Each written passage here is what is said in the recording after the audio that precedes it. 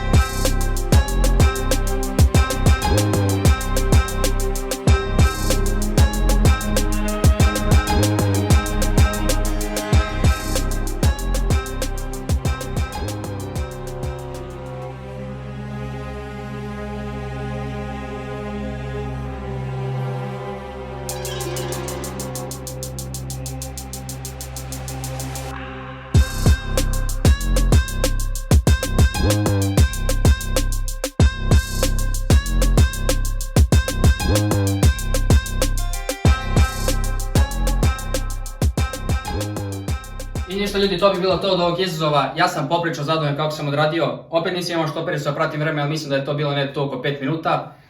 Ideja za sljedeći izazov mi pišite dole u komentaru i do sljedećeg klipa. Ćao!